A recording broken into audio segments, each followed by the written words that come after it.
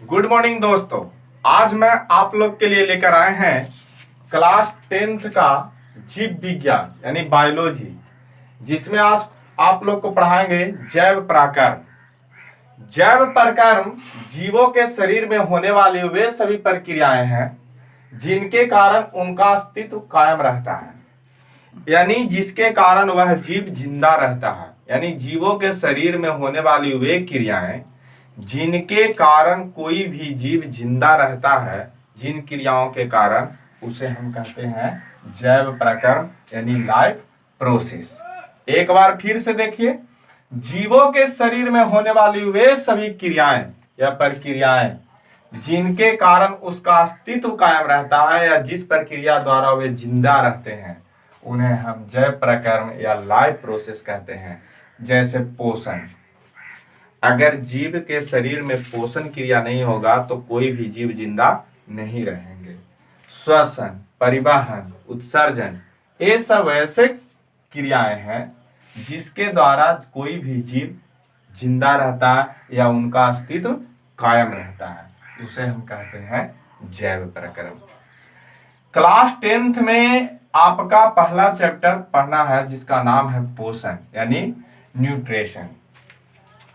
पोषण क्या है, हम एक एक करके बारी बारी से हर चैप्टर को पढ़ेंगे। जैसे पहला है पोषण, दूसरा श्वसन, परिवहन, उत्सर्जन, ये सब क्लास 10th बायोलॉजी का चैप्टर है। तो चलिए हम जानते हैं कि पोषण क्या है। तो पोषण तो सबसे पहले एक जैव प्रकर्म है। पोषण क्या है? एक जैव प्रकर्म है जो जीवों के शरीर में होने वाली एक ऐसी क्रिया है जिस क्रिया के आधार पर यानी जिस क्रिया के कारण कोई भी जीव अपना अस्तित्व कायम रखता है या कोई भी जीव जिंदा रहता है। तो देखते हैं पोषण का डिफिनेशन क्या होगा। पोषण कहते किसे हैं? तो जीवों के भोजन ग्रहण करने तथा उसका उपयोग कर ऊर्जा प्राप्त करने की प्रक्रिया को हम क्या कहेंगे? पोषण कहते हैं। पोषण किसको कहेंगे? ध्यान दीजिएगा, जीवों के भोजन ग्रहण करने तथा उसका उपयोग कर ऊर्जा प्राप्त करने की प्रक्रिया को हम पोषण कहेंगे। या वे मतलब कोई भी जीव भोजन को ग्रहण कर अपने शरीर में एनर्जी प्राप्त करता है, ऊर्जा प्राप्त करता है या शरीर को संचालित करने का जो शक्ति मिलता है वो किस प्रक्रिया से मिलता है? पोषण से मिलता है। अब हम देखेंगे कि पोषण होता है कितने प्रकार के। तो पोषण को दो वर्गों में बांटा गया, एक स्वयं पोषण और एक परपोषण। कुछ ऐसे जीव हैं जिनके अंदर स्वयं पोषण की क्रिया होती है और कुछ ऐसे जीव हैं जिसके अंदर परपोषण की क्रिया होती है। तो स्वयं पोषण किसे कहेंगे? तो पोषण की वह क्रिया जिसमें कोई भी जीव अपने भोजन के लिए, स्वयं पोषण किसे कहेंगे? पोषण की वह क्रिया जिसमें कोई भी जीव अपने भोजन के लिए अन्य जीवों पर निर्भर नहीं करता है, उसे कहते हैं स्वयं पोषण। जैसे इसका एग्जाम्पल ले लो, हरे पौधे। हरे पौधे, हरे पौधे में स्वयं पोषण की क्रिया होती है। इसे भोजन के लिए अन्य जीवों पर निर्भर नहीं करना पड़ता है। उसके बाद है दूसरा परपोषण। तो परपोषण पोषण की वह क्रिया है जिसमें कोई भी जीव अपने भोजन के लिए अन्य जीवों पर निर्भर करते हैं, उसे हम परपोषण कहते हैं। जैसे मनुष्य, इसका सबसे बड़ा एग्जाम्पल होगा मनुष्य। मनुष्य क्या है?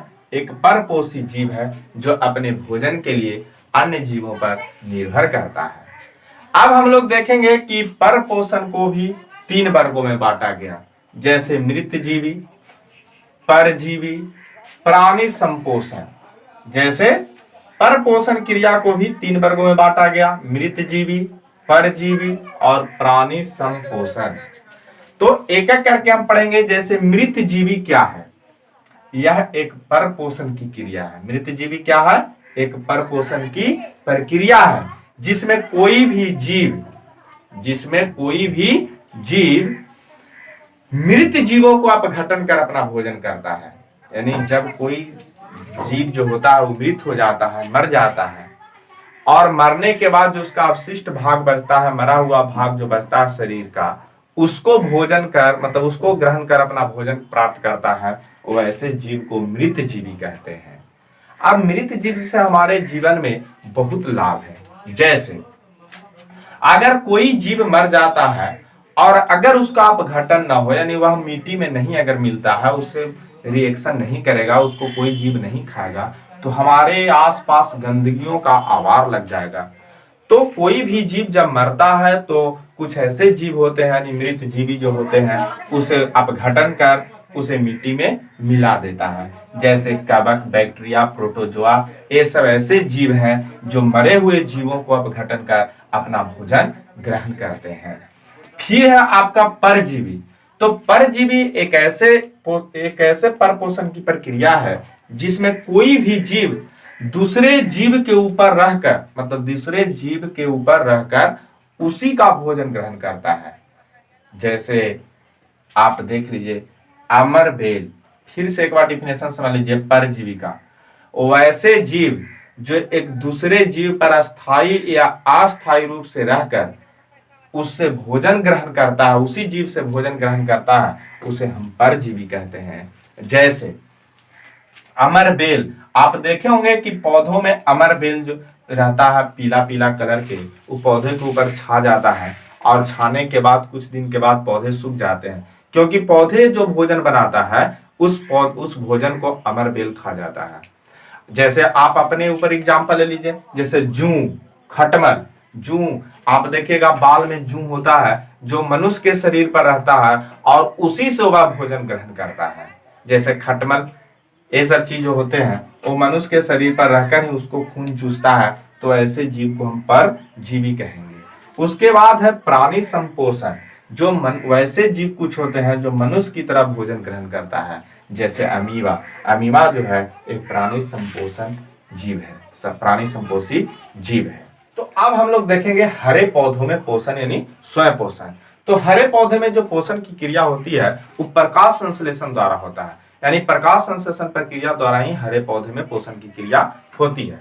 तो प्रकाश संश्लेषण क्रिया को जानने के लिए आपको देखना होगा पार्ट 2। तब तक आप हमारे चैनल को अगर सब्सक्राइब नहीं किया है तो सब्सक्राइब कर लें, आपको सबसे पहले वीडियो प्राप्त होगा।